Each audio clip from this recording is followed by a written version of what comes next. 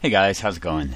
Alright, haven't posted a game in a little while and actually haven't been playing too much due to being too busy, but I have been thinking about the format a ton, and in fact it actually changed again today with the announcement that Dig Through Time, Treasure Cruise, and Strip Mine were all banned, and I can't say I completely agree with those decisions. I think that if you look at the Commander League standings right now, it appears that there are two pretty substantially oppressive commanders running amok right now. I would say Baral and Tassiger are clearly the 1-2 generals in the current format, although Mono Green definitely has legs, but there's no consensus about which Mono Green general is the best. I think probably among those, based on the way the format is currently looking, it seems like Nissa is probably the most effective, because it seems like the big, rampy Mono Green decks are the best, and Nissa seems to support that strategy the best. I don't think that people are messing around with Omnath as much as they should be, given how good Omnath is, but I think because of the way the format is, it seems like people are playing a lot of cheap counters and a lot of spot removal and just overall cheap curve, that Omnath's land destruction strategy is not as effective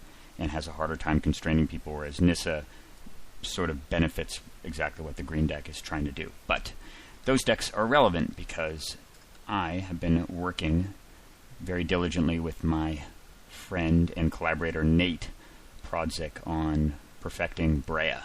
And with some recent tech innovations, we've been having a lot of success with the deck. I have not thought about doing a deck tech yet, mainly because the format is still in flux, but as soon as it still settles, I think probably in a month or so, or maybe a little longer than that, once the Hour of Destruction expansion comes out, I think that I'll certainly be doing a deck tech of this deck. But maybe I'll do it before then, just as an interim sort of thing to give you a sense of where it's at. But the deck's been super, super effective. It's definitely a little bit rogue in the sense that it's outside of the normal expectation, but it plays like a very classic old Type 1 control deck in that it's not particularly heavy on counters, and it has more of a disruption, card advantage, permanent-based strategy. Anyway, I'm in this game up against the Sliver Hivelord. Actually, the 5-color general you don't see too often. I think that Sliver Queen is probably the best of these guys, though I guess this thing is indestructible. An indestructible 5/5 for 5 is not too bad, but I think the Sliver Queen is probably the best of the 5-color generals, mainly because of the fact that it pumps out 1/1s, which have some use because they're colorless, and they can block creatures with protection, they can wield equipment, they can do a bunch of stuff, they can be clamped by Skull Clamp. I haven't seen Hivelord too much, but it's pretty indicative of just a 5-color good stuff deck rather than a Sliver-based strategy. And he's going first, and I have a very interesting draw because I have a turn 2 Jace, courtesy of City of Traders, which is a card that Nate and I have been using for a little while, and we've been very happy with. We're actually combining the City of Traders with a set of on-color bounce lands. So we've got Izzet Boilerworks, Demur Aqueduct, and Azorius Chancery to go with City of Traders, and because of the way that you can stack these effects, even if you have City of Traders in play, you play the bounce land and you stack it so that the City of Traders effect, the sack effect, goes on the stack first, and then the bounce land effect goes on after that, so you can return the city without having to lose anything. And with the banning of Strip Mine, those bounce lands, which we were already really liking a lot, have become that much stronger. And I've got the backup plan into a Winter Orb pretty early off the Izzet Signet, even though I'm going to have to lose the City of Traders, which is a small price to pay for a turn 2 Jace, which means that if he's not showing counter magic on turn 2, I will almost certainly just play the Jace. If not, I'll just play some blue lands instead and play the City of Traders towards the tail end of this. I mean, yeah, you know what I mean. Yeah, I wouldn't run out the Jace probably into counter magic. And he taps 2 to cast Azorius Signet, so the coast is clear, barring a daze or something. Sack that thing off, just using it basically like a dark ritual. Down comes Jace, no daze or force, and I get some lands off this. So I think that I'm going to probably be valuing the Ancient Tomb quite a bit here, and I can probably throw back the island and one of the fetch lands. I guess I won't decide I want to draw the Ancient Tomb next turn, but I put the island below that because I don't have any use for that right now. And then he does this, the Dack Fayden. And Dack Fayden's actually a card that I feel like has been falling out of favor quite a bit over the last month or so. I guess it hasn't been that long. It's only been 2 weeks since the set went live.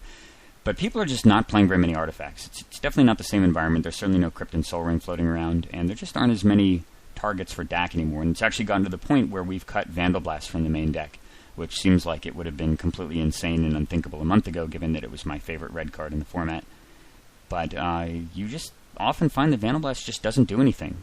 Maybe you might get lucky and you might catch a Mox with it, but other than that, most of the top decks in the format are not really running any artifacts to speak of other than one or two. And often, literally, the damage that the Diamond or the Chrome Mox do to you, just on the very turn that they come out, is enough to get the person so far ahead that it's hard to recover, and that Vandal Blasting doesn't even really make that much of a difference. But the idea of blowing out all of your opponent's mana for five is just it doesn't happen anymore.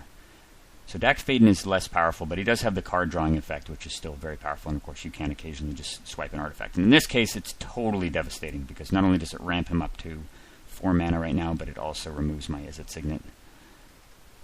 Worse than removes it, he steals it, and now he's got 5 to 1. And I am suddenly in a very, very deep hole. Given that minus green mana, he's capable of even playing his general right now, and I don't have an immediate answer to it, other than bouncing with Jace, but I don't want to be screwing around with that. I'm going to have to draw 3 again here. Get a useless Jitte and another island, so I'm going to put both those back. Certainly I'm going to reshuffle. And I'm going to play the Grim Monolith here, because I'm probably going to get a good use out of it. Even if he wants to steal it with Dack Fayden, I can always, of course, drain the mana out of it in response, which effectively kills the Grim Monolith, but it also kills Dack Fayden if he's going to use it at 2 counters. And this gives me some flexibility for some plays down the road. He draws 2, throws away Wrath and Scalding Tarn.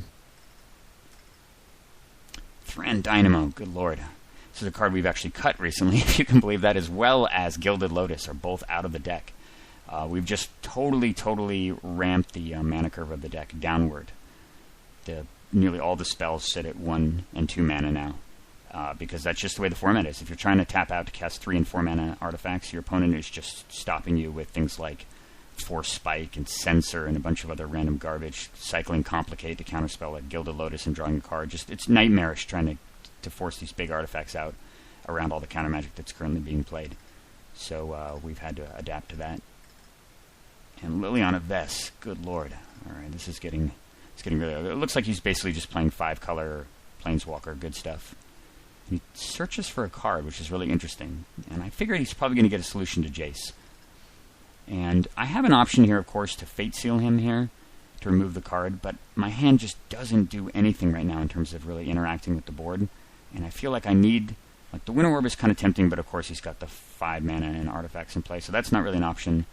And Mystical Tutor is really interesting, but I don't have Vandal Blast anymore, so that's not an option, because I probably would have Vandal Blasted him this turn if I had that as an option. I would have just tutored during upkeep, or just tutored in response to before I used the Jace effect, and gotten Vandal Blast. And that would have been decent, but it wouldn't have solved the 2 Planeswalker problem, and I wouldn't have been able to deploy Orb on the same turn. So my strategy actually at this point is I need to set up a Cyclonic Rift. And the best way that I can set that up, I believe, is by using Jace and trying to dig for Force of Will. So I'm going to do that. And my deck does not deliver anything that tutors for Force of Will. So I'm going to just have to sit tight. I'm keeping the swords in case he does play his general, so at least I have a way of dealing with that while still using Jace. I'm going to sack that off. I'm going to get a Scrubland. And I'm playing Felwar Stone. And I'm actually playing this as a bit of a bluff. I'm hoping that he'll snag it with Dack Fayden. And if he snags it with Dack Fayden and he taps out to do something else, then I would, because of the Ancient Tomb, I'll be able to cast the Mystical Tutor unimpeded, which will be fantastic. I'm really hoping he doesn't grab the Grim Monolith, but of course, because of Ancient Tomb, I still have 7 mana to rift him regardless. So he draws 2 again, throws away 2 more artifacts. Good lord! All right. He makes me discard, and I don't see an opportunity to play Night's Whisper anytime in the near future, and I'm keeping the swords as insurance. These are at least guaranteed effects, and the Night's Whisper is random cards. Plus I've got the Jace, so it's a little less effective. And he says go. When he says go, I am nearly 100% certain that he got a card drawing spell with his Liliana Vess, because I feel like he knows that I'm on the back foot, and I'm probably going to have to tap out to do stuff, and he should have a window to cast whatever his card drawing spell is. So I'm figuring he's going to cast Blue Sun Zenith or Stroke of Genius or Sphinx's Revelation or something like that. Sorry, I didn't let you see the deck there, but I tutored for Rift. So this is one of those wing and a prayer plays where you just have to assume if your opponent has counter magic, you've probably lost the game. I'm going to dig, of course, for that vain chance at a Force of Will in advance. I get Mana Leak, which is really interesting. That's excellent, actually. And I know I'm not playing the Tundra this turn or the Signet, so I'll put those both back. And here we go. Because he let my Monolith hang out, I have enough mana to do this. Rift with Overload. Come on, work. He thinks for a while, and he starts to tap. He taps some more. He taps some more. And when I see this happen, I know that I guessed right. Sphinx's Revelation for 8. And obviously I could mana leak that, which wouldn't be too bad, but if I mana leak, sure, he doesn't draw 6 cards, but he does effectively draw Liliana, Thran Dynamo, Dack Fayden, and this Signet, which means that he'll untap, he'll have enough mana to go Dynamo, Signet, Dack Fayden immediately and steal my Felwar Stone, and I'm going to be pretty much back in the same hole that I was in before, without the ability to rift my way out of the problem. So given that being the case, I have no choice but to, of course, let it go, as much as it pains me to let my opponent draw 6. But, of course, I have the ultimate follow-up play for mass card drawing, and my opponent who's tapped out. Clamp. Under the Bear of Doom. And now he's got 1 island. And I loved Winter Orb back in the old environment, and the stock in this card has gone way up, given the fact that so few decks are running artifacts anymore, or mass artifacts. Winter Orb is just primo power. But the Breya deck is actually... You haven't seen any of the contents, and hopefully I'll get a chance to show you those right before this game is over. But the Breya deck has shifted over into a heavy, heavy disruption mana denial strategy, actually, as a way to combat the decks that are currently dominating in the format. There's basically mono blue, mono green, and then the Tasker deck. And so we have some very key weapons against all 3 of those decks to beat them. All right, and Azorius Signet. No problem. I knew he had that. Or is it Signet, actually? I guess he has Azorius Signet in his hand, too, so I know he had that from before. Alright, good to see. Look at that. Cyclonic Rift killed the Liliana. Untap the Tomb, no question. And I know I'm just leaking right here because I'm nearly 100% certain what he'll be playing next turn. I get some more lands, which is good. I'll play that, and I'm going to play 2 more artifacts. And I have every intention of slamming Breya now, which is a nearly permanent solution to his stream of Planeswalkers. Untaps the Volcanic. I'm not sure why he'd untap that over a Command Tower, but... And look at this. My old buddy Dack Fayden, my nemesis, leaked into the graveyard. Totally tapped out, and all he's got is a Signet, and my Jace is still running. And untap the Tomb here. And that's just for flexibility. I don't care about the damage at all. So in case off Jace I draw another 2-mana artifact, I could play it off the Tomb and then play Breya. I'm going to throw back those 2 lands. I'm going to keep the fetching option open. And down comes Breya. Give some thought here to sacking the Rainforest to cast Impulse, but ultimately decided that I would just keep my mana, keep the land untapped for now.